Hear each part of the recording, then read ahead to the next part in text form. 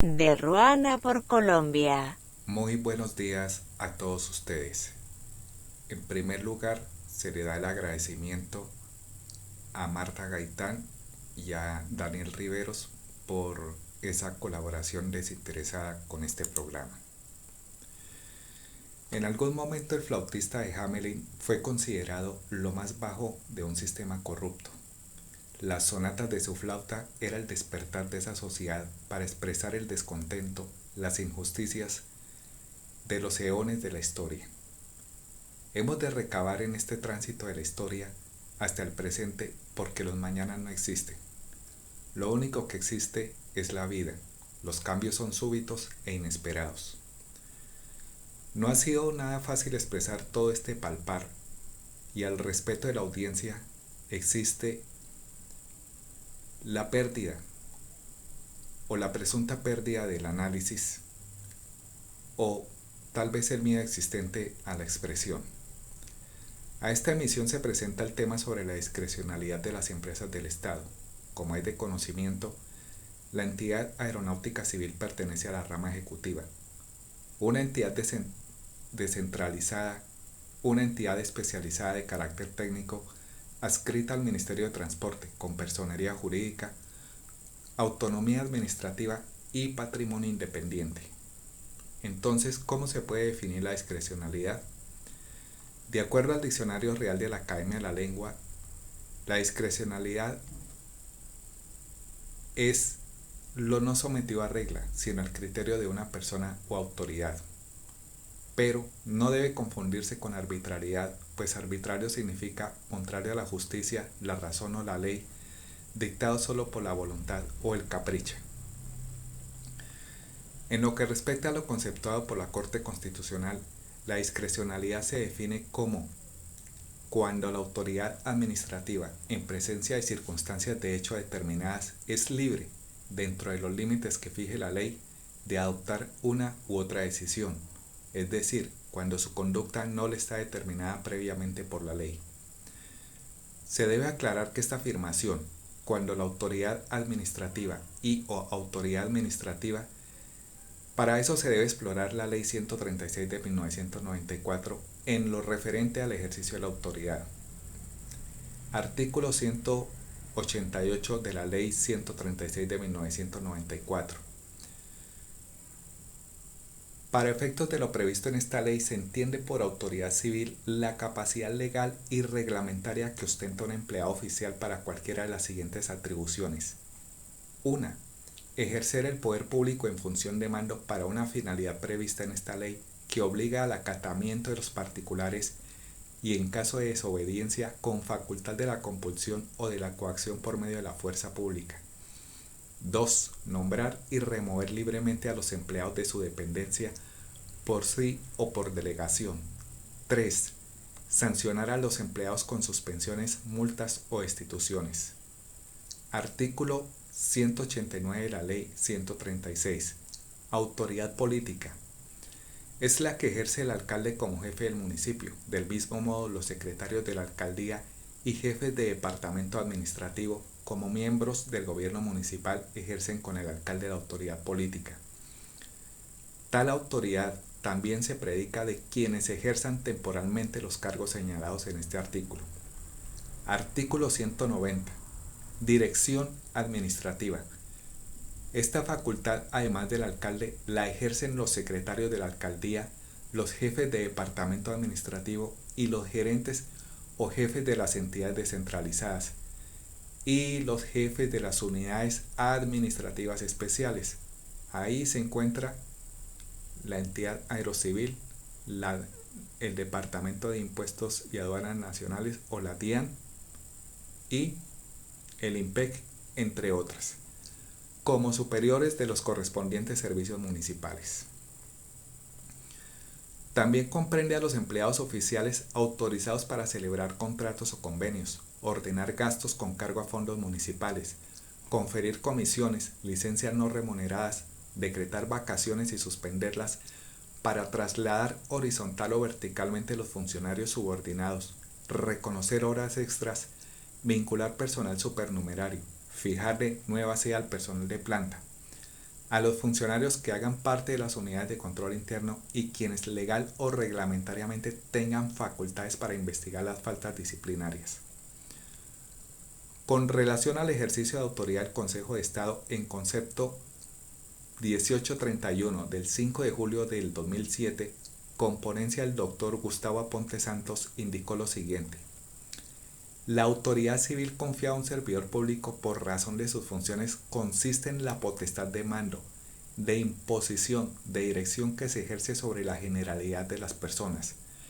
Su expresión puede ser diversa y puede consistir en competencias reglamentarias o de designación y remoción de los empleados, o en potestades correccionales o disciplinarias, o de imposición de sanciones distintas, o de control que comporte el poder de decisión sobre los actos o sobre las personas controladas. A diferencia del concepto de autoridad civil, el de autoridad administrativa no ha sido definido expresamente por el legislador, pero la Sala Plena de lo Contencioso Administrativo ha dicho que es aquella que ejercen quienes desempeñan cargos de administración nacional, departamental y municipal, o de los órganos electorales y de control que impliquen poderes decisorios de mando o imposición sobre los subordinados o la sociedad. La autoridad administrativa comprende entonces las funciones administrativas de una connotación como la escrita y excluye las demás que no alcanzan a tener esa importancia.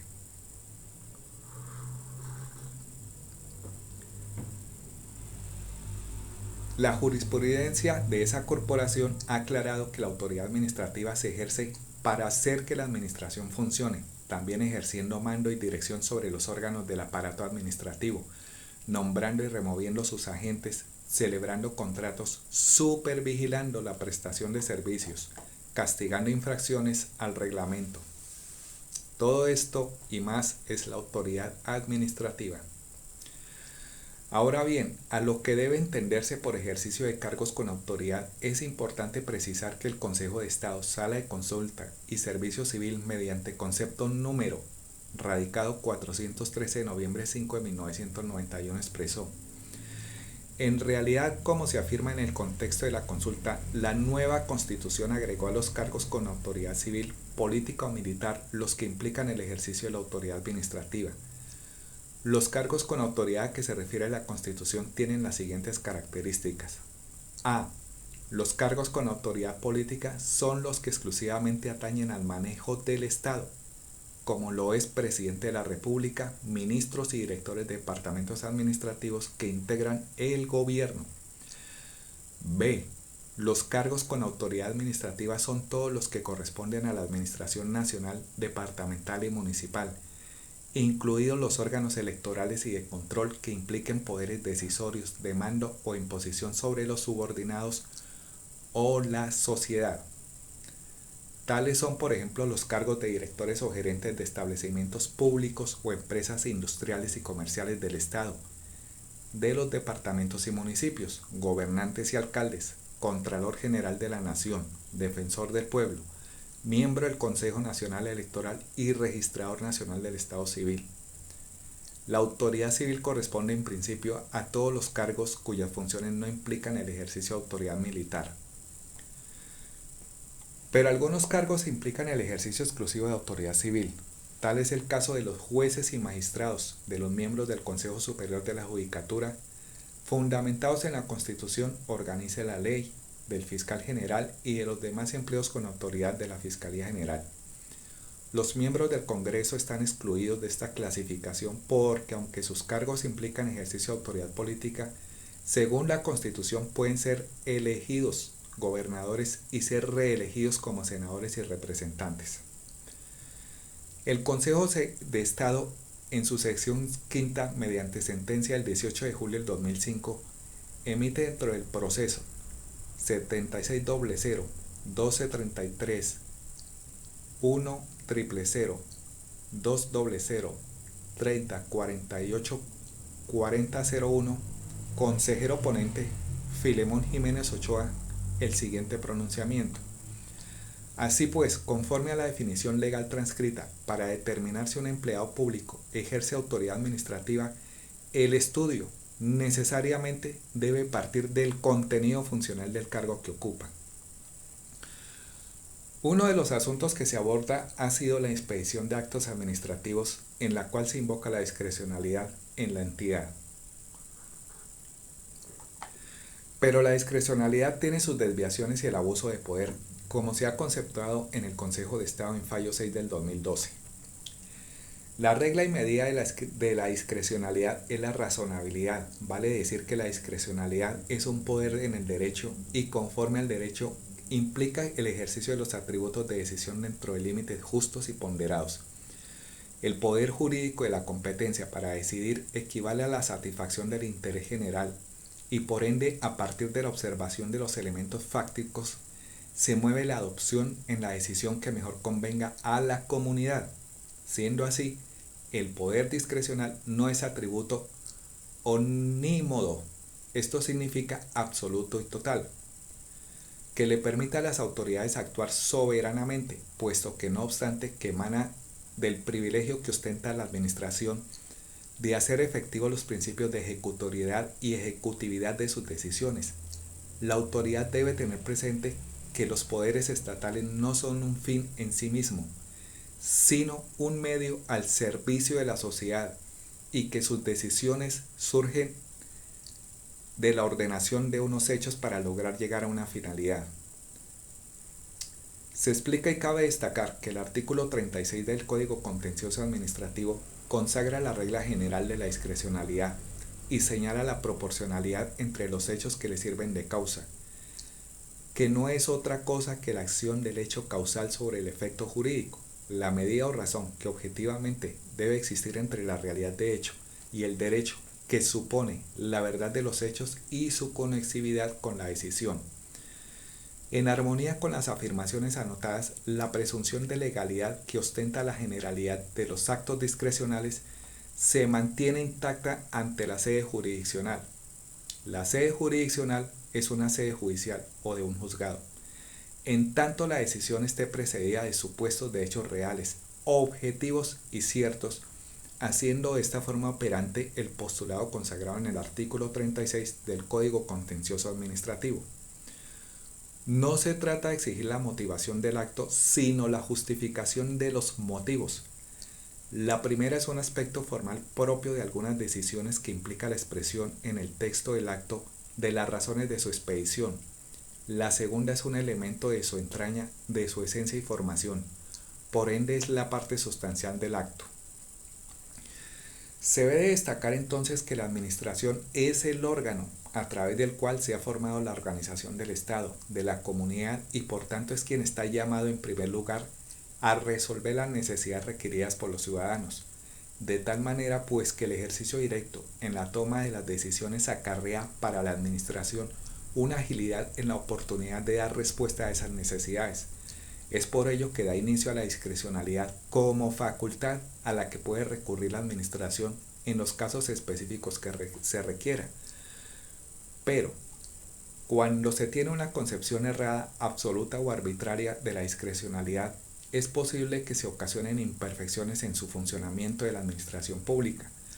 Obstaculiza la concreción de los fines y objetivos primordiales del Estado y violan por tanto la filosofía del Estado de Derecho, toda vez porque se pierde de vista el mandato de sujeción al principio de legalidad y demás principios constitucionales en los cuales debe cimentarse aquel.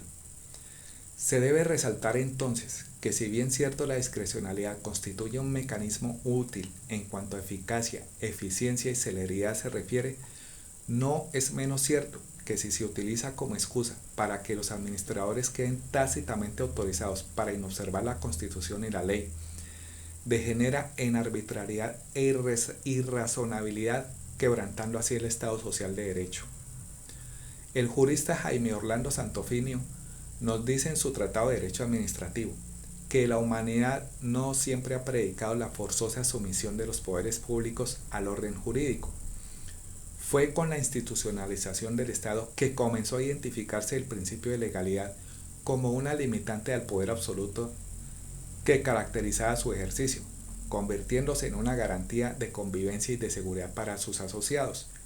En su relación con la función administrativa del Estado, el principio de legalidad de los actos administrativos surge de manera simultánea con la institucionalización del poder. Anteriormente se partía del principio de que la fuente de todo derecho era el rey, depositario absoluto de los poderes públicos y garante de la paz entre sus súbditos. Esto se traducía en inestabilidad e incerteza para los administrados respecto de los trámites y decisiones que pudieran corresponder a la administración, a lo que se debe añadir la imposibilidad de su control efectivo. La anterior concepción del Estado individualizado fue removida por las teorías de los revolucionarios franceses, para quienes el derecho solo podía tener una fuente, la voluntad general y una suprema manifestación, la cual es la ley. Entonces corresponde al legislador la determinación general del poder político a fin de evitar la inestabilidad y arbitrariedad típica del manejo personalizado del poder. Así las cosas, en la actualidad la potestad discrecional en todas sus manifestaciones o clases, incluida obviamente la discrecionalidad técnica, no puede ser arbitraria o absoluta.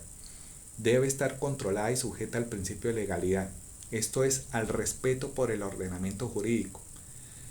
Se debe encauzar hacia la concreción de los fines del Estado y, en todo caso, propender por la salvaguardia del bien común y el interés general. Enrique Silva Cima, en su obra expresa que la discrecionalidad administrativa es, sin dudarlo, un mecanismo útil para la administración, pero no puede ni aceptársela ni menos entendérsela como un mecanismo posible y habilitante para prescindir de la ley.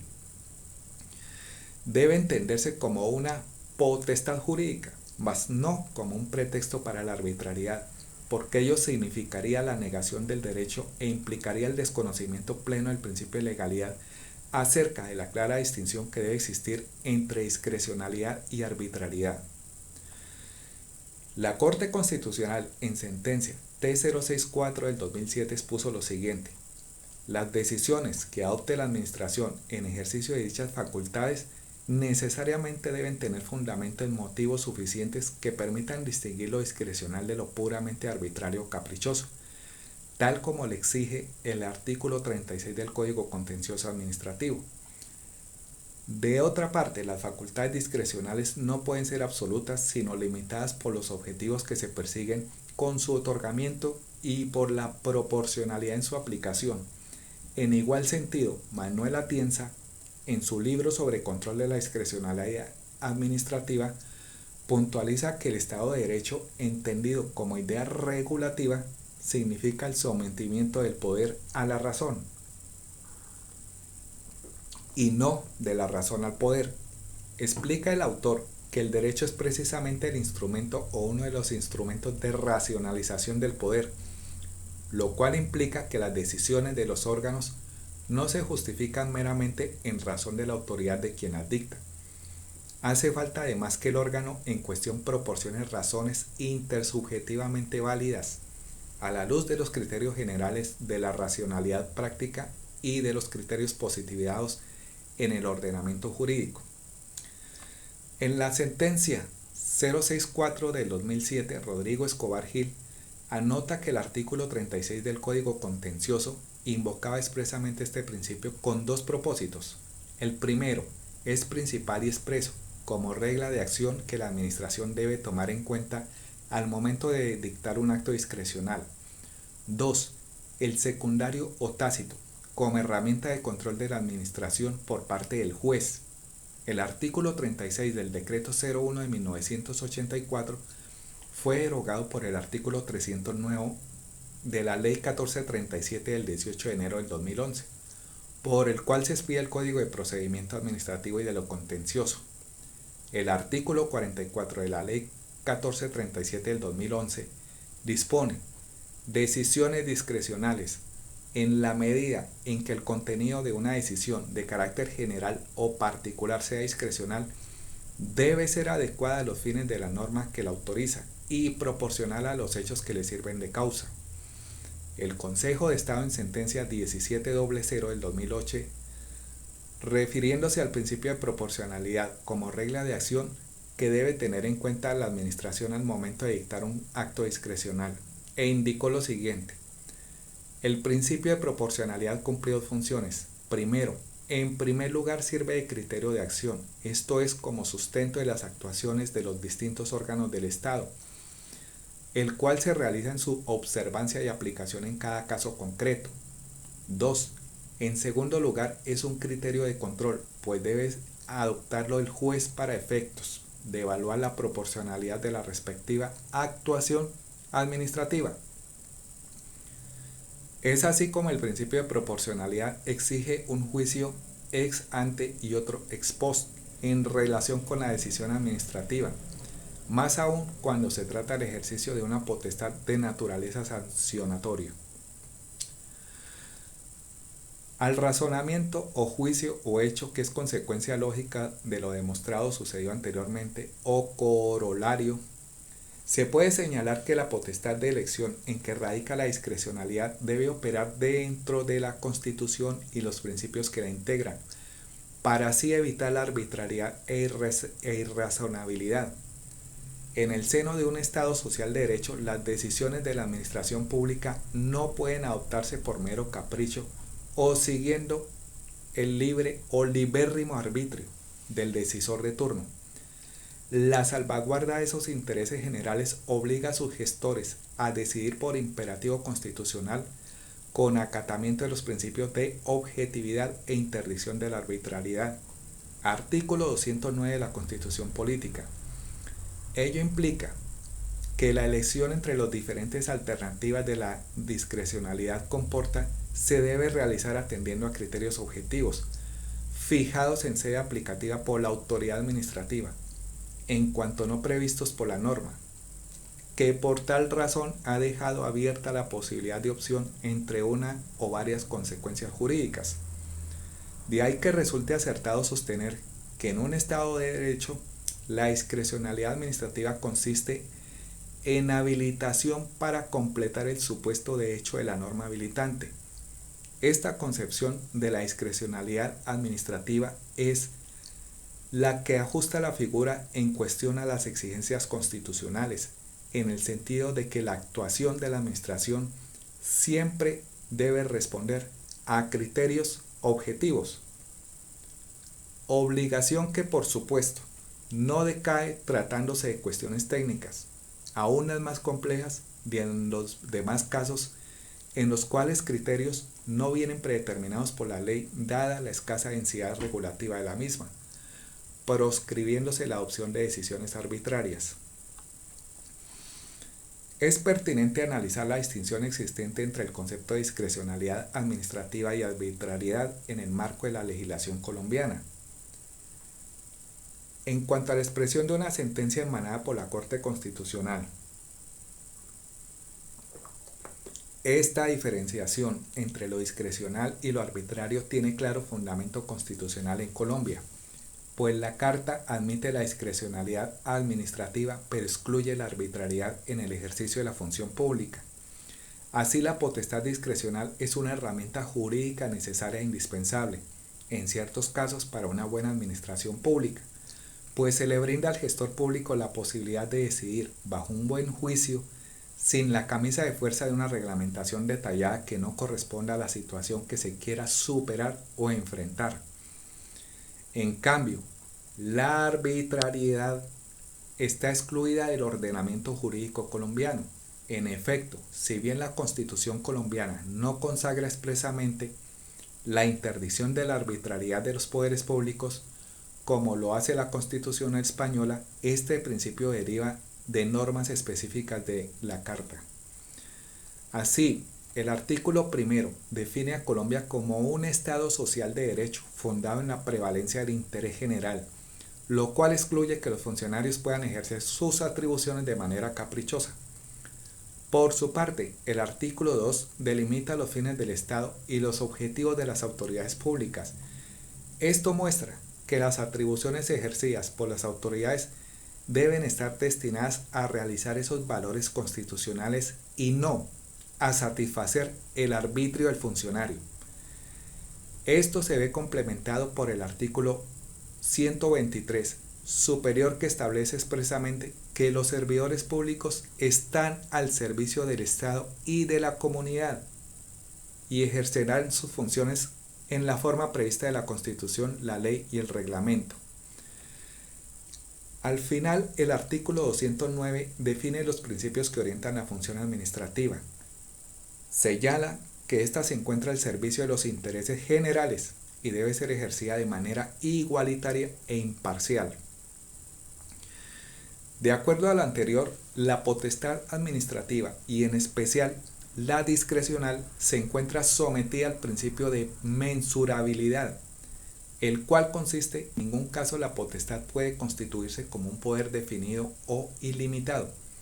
En efecto, en primer término, la actuación del Estado a través de la potestad administrativa está sujeta a los lineamientos constitucionales, pues en el Estado social de derecho las competencias son regladas y el margen de discrecionalidad de los agentes públicos debe ejercitarse dentro de la filosofía de los valores y principios materiales de la nueva Constitución. En segundo lugar, la potestad citada se encuentra condicionada a la definición de su ámbito de acción, determinándose los fines a cumplir y la forma en la cual se debe desplegar la conducta mencionada. Esto significa que la potestad siempre debe ser limitada a la realización de los fines específicos que le han sido encomendados por el ordenamiento jurídico. Es así como la potestad administrativa solo contiene una actuación legítima y en tanto y en cuanto se ejecute en función de las circunstancias, tanto teleológicas como materiales establecidas en la norma que la concede. Teleológica significa la elección de aquella interpretación de las posibles que provoque una aplicación de la norma interpretada en la que el fin de la norma se cumpla mejor o en mayor medida que en las otras interpretaciones posibles. Esto se le da el crédito al señor Isaías Arrieta Ramírez, Universidad Libre de Cartagena, 2017. De lo que se ha explorado sobre la discrecionalidad, esto se orienta al personal de confianza de una entidad, en la cual se señala en la sentencia 22 de abril de 1961. ¿Quiénes se consideran trabajadores de dirección, de confianza y de manejo? La Corte Suprema de Justicia se entiende que un trabajador de dirección y confianza y manejo es aquel trabajador que por su cargo y por las funciones que presta dentro de la empresa se encuentra ubicado en un nivel especial de responsabilidad o mando y que su jerarquía desempeña ciertos cargos que van encaminados al cumplimiento de funciones orientadas a representar al empleador. Como bien se sabe, en la entidad existe personal de dirección, confianza y manejo. Algunas de sus características. Primero, ocupan una especial posición jerárquica en la empresa. Su nivel de responsabilidad o mando lo faculta para representar al empleador. Esto está en el artículo 32 del Código Sustantivo del Trabajo. No se les aplica la norma máxima legal. Pueden trabajar jornadas superiores o inferiores a la máxima legal, sin que tengan derecho al pago o reconocimiento de horas extras. Artículo 162, Código Sustantivo del Trabajo. Si laboran en días de descanso como los domingos y festivos, tienen derecho a recibir la remuneración de este trabajo con los recargos antes enunciados en los artículos 179 y 180 del Código Sustantivo del Trabajo. Y demás, la calidad de trabajador de dirección, manejo y confianza puede ser expresamente contemplada en el contrato de trabajo. De lo contrario, se entenderá que por las funciones que adelanta el trabajador, esa es la categoría que el empleador ha querido darle. Bueno, algunos ejemplos prácticos están los directores, administradores y gerentes generales cuando tengan carácter de trabajadores, directores técnicos y administrativos y sus colaboradores inmediatos, profesionales tales como abogados y contadores que tengan a su cargo la respectiva defensa de los intereses de la empresa y demás, siempre y cuando se tenga el carácter de trabajador, consultores que tengan el carácter de trabajadores y recae sobre ellos funciones de confianza con miras al desarrollo y buen éxito de la empresa. Así las cosas, para lo que refiere a la entidad, existe el personal de servicios aeroportuarios, como lo son los bomberos y otras dependencias. Por ende, el alcance de la discrecionalidad para los trabajadores de dirección y confianza aplica es para ellos. ¿En qué momento puede aplicar la discrecionalidad sobre el personal que está en servicios aeroportuarios, específicamente los bomberos? Lo que se ha expuesto ha sido que la administración o la entidad ha emitido actos administrativos amparados en la discrecionalidad utilizando como argumento el mandato presidencial. Se debe aclarar que el presidente no tiene nada que ver porque la entidad es autónoma, pero existen los desaciertos internos de los directivos de la entidad. Han utilizado la discrecionalidad para demostrar resultados de proyectos elaborados propios y de comodidad de la administración, que cuando los terminan por lo general, los que terminan esos son los contratistas externos. Son dados a conocer para hacer ver que le dan el fiel cumplimiento a las normas en materia de función pública, para hacer ver que se trabaja con transparencia, de la mano con los funcionarios de la entidad, para que todo salga como quiere la administración de turno, que de manera tan diligente de utilizar la administración pública, cuando les conviene, dándole participación al que les parece, para que todo les salga al acomodo de los intereses generales y no redunde con lo que se hace. Por lo general, cuando se solicita información, contestan a veces en términos desobligantes, inundando las solicitudes de todas las normas en materia de administración pública, pretendiendo que se está cumpliendo con las necesidades reales de la entidad. La administración elabora reestructuraciones de planta, ya se ha visto, manuales de funciones estilo sastre. Se despilfarra dinero en contratos de prestación de servicios que este gobierno de alguna manera ha frenado, con fundamento en la austeridad del gasto público. Por lo general, estos proyectos son elaborados por contratistas externos, donde se le da muy poca participación en la parte de planificación de este contrato, dándose a conocer cuando ya todo está hecho, con el aval de aquellos que previamente saben que pueden llegar a cumplir con los requisitos de lo que se hizo, y los encargados de estos famosos proyectos salen con sus respectivas respuestas haciendo ver este tipo de proyectos que se realizaron en el marco de la ley, porque saben que nadie demanda esos procesos. A lo máximo llegan inconformidades, derechos de petición o tutelas, a lo cual responden con todas las normas habidas y por haber en materia pública. Nadie los demanda penalmente por prevaricar. ¿Cuándo llegará el momento en que se tenga que acudir a la vía penal por el prevaricato? Muchas gracias y feliz día.